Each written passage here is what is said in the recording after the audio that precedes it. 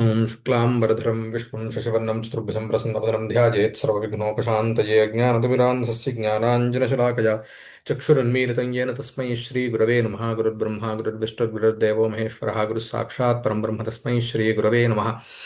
श्रियः कुरूणामधिपस्य पालनीं प्रजासुवृत्तिं यमयं तवेदितुं सवर्णिलिङ्गी विदितः समाजयौ युधिष्ठिरं द्वैतवने वनेचरः वसूनिवाञ्छन्न वशीनमन्युना वसूनि वाञ्छन्न वशीनमन्युना वसूनि वाञ्छन्न वशीनमन्युना स्वधर्म इत्येव निवृत्तकारणः स्वधर्म इत्येव निवृत्तकारणः स्वधर्म इत्येव निवृत्तकारणः गुरूपदिष्टेन रिपौ सुतेऽपि वा गुरूपदिष्टेन रिपौ सुतेऽपि वा गुरूपदिष्टेन रिपौ सुतेऽपि वा निहन्ति दण्डेन सधर्मविप्लवम्। निहन्ति दण्डेन सधर्मविप्लवम् निहन्ति दण्डेन सधर्मविप्लवम् वसूनि वाञ्छन् हम्म, न वशी न मन्युना स्वधर्म इ- इति इति एव हम्म, इति एव निवृत्तकारणः गुरूपदिष्टेन रिपौ सुतः सुते सुते अपि वा निहन्ति दण्डेन सह धर्मविप्लवम् हम्म, निहन्ति हम्म, निहन्ति। निहन्ति नाम नाशयति निवारयति।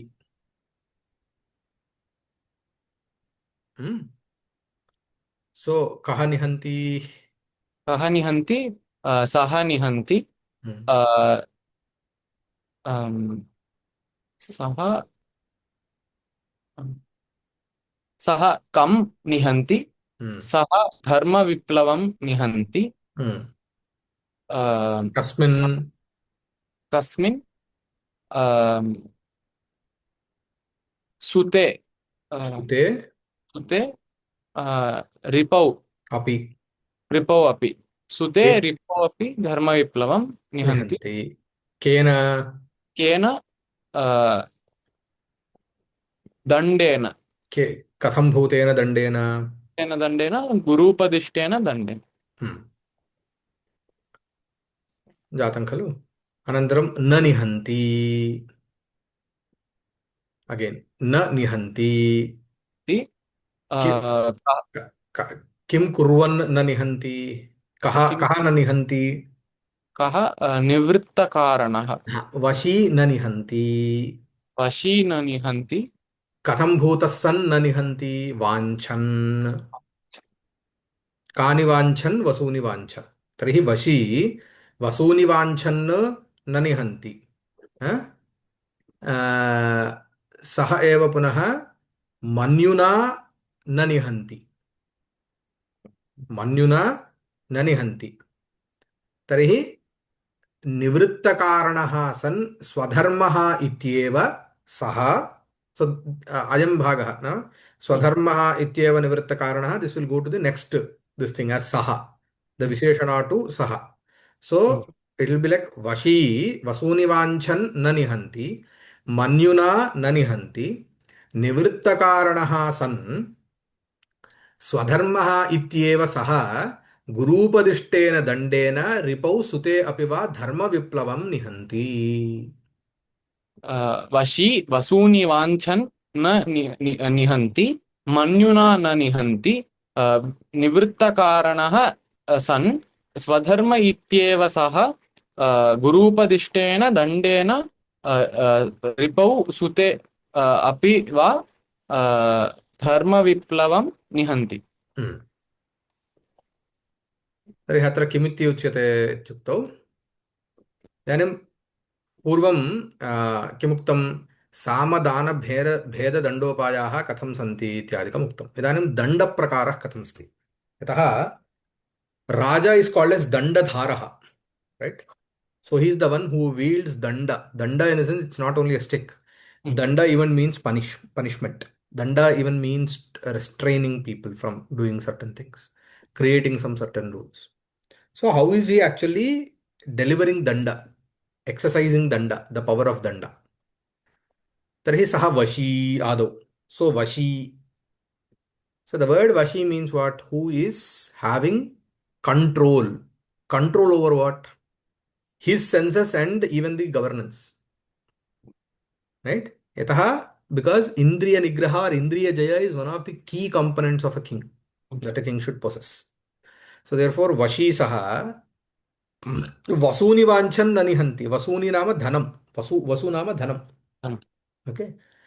Dhanam in the sense anything, any incentive. Vasuni Vanchan or any something that will benefit him. Hmm? mm, Tad Vanchan, Tat Kamayan. Nanihanti. He doesn't exercise his power of danda, not being lured by some wealth or something. mm, For the sake of wealth or something, he doesn't use danda.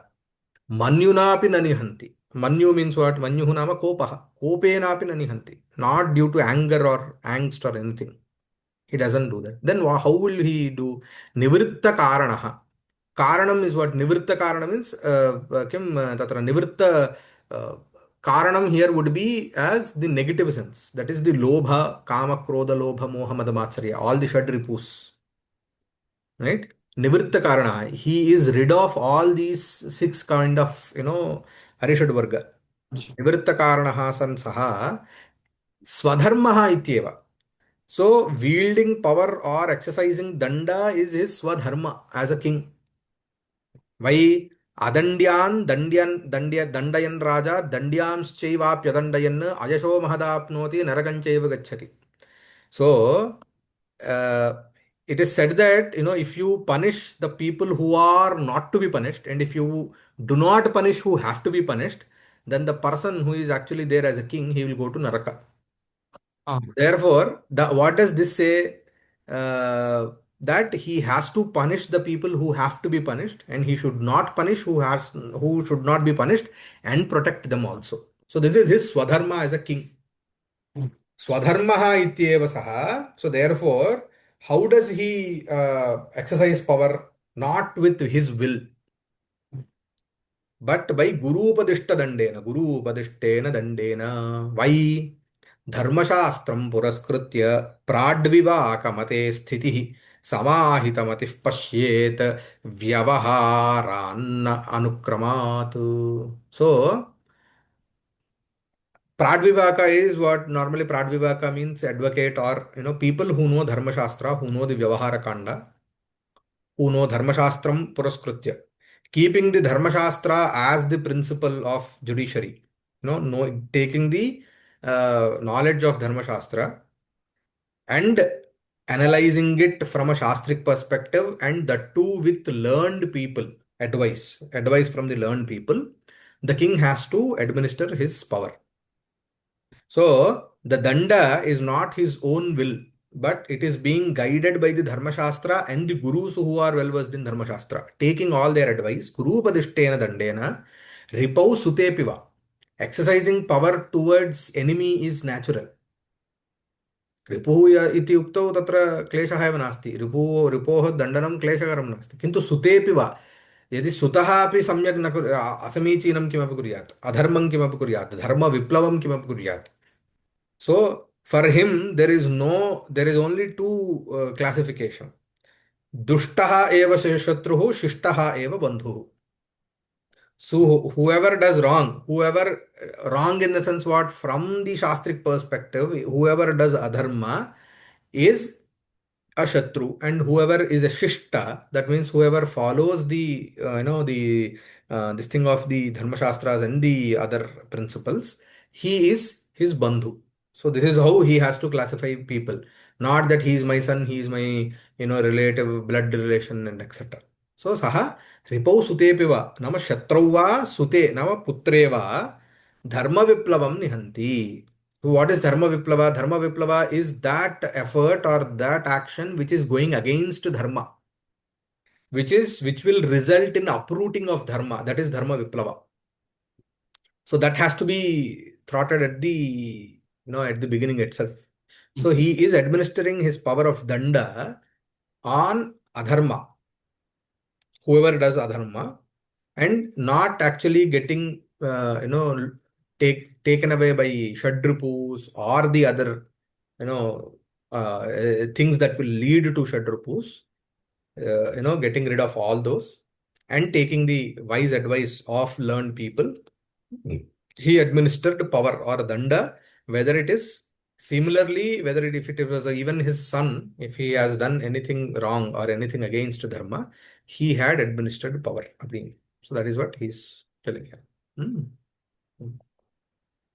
वसूनि ऊकारान्त नपुंसकलिङ्ग वसूशब्दस्य प्रथमाविभक्ति बहुवचनान्तं रूपं वाञ्छन् तकारान्त पुंलिङ्ग वाञ्छत् शब्दस्य प्रथमाविभक्ति एकवचनान्तं रूपं न अव्ययपदं वशी नकारान्त पुंलिङ्ग वशिन् शब्दस्य प्रथमाविभक्ति एकवचनान्तं रूपं न अव्ययपदं मन्युना उकारान्त पुंलिङ्ग मन्यु शब्दस्य तृतीयाविभक्ति एकवचनान्तं रूपं स्वधर्म अकारान्त नपुंसकलिङ्ग स्वधर्मः पुंलिङ्गः एव पुंलिङ्ग अकारान्त पुंलिङ्ग स्वधर्म शब्दस्य प्रथमाविभक्ति एकवचनान्तं रूपम् इति अव्ययपदम् एव अव्ययपदं निवृत्तकारणः अकारान्तः पुंलिङ्गः सकारान्त पुंलिङ्ग निवृत्तकार शब्दस्य प्रथमाविभक्ति बहुवचनान्तं रूपं गुरूपदिष्ट निवृत्तकारणः एकवचनान्तं अकार निवृत्तकारणः सः अकारान्त राम अकारान्त पुंलिङ्ग निवृत्तकारण शब्दस्य प्रथमाविभक्ति एकवचनान्तं रूपं गुरूपदिष्टेन अकारान्त पुंलिङ्ग गुरूपदिष्ट शब्दस्य तृतीयाविभक्ति एकवचनान्तं रूपं रिपौ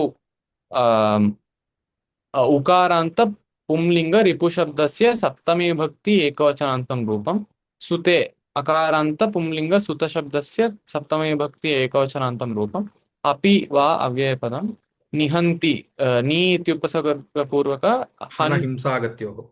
हनहिंसागत्यो धातोः लट्लकारे प्रथमपुरुषे एकवचनान्तं रूपं दण्डेन अकारान्त पुंलिङ्ग दण्डशब्दस्य तृतीयाविभक्ति एकवचनान्तं रूपं सः दकारान्त पुंलिङ्ग तच्छब्दस्य प्रथमाविभक्ति एकवचनान्तं रूपं धर्मविप्लवम् अकारान्त पुंलिङ्ग धर्मविप्लव शब्दस्य द्वितीयाविभक्ति एकवचनान्तं रूपम्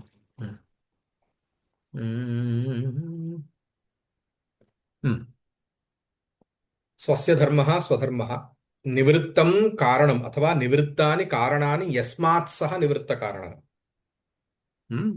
गुरुणा उपदिष्टः गुरूपदिष्टः धर्मस्य विप्लवः धर्मविप्लवः वसूनिवाञ्छन्न वशीनमन्युना स्वधर्म इत्येव निवृत्तकारणः गुरूपदिष्टेन रिपौ सुतेऽपि वा निहन्ति दण्डेन सधर्म विप्लवम्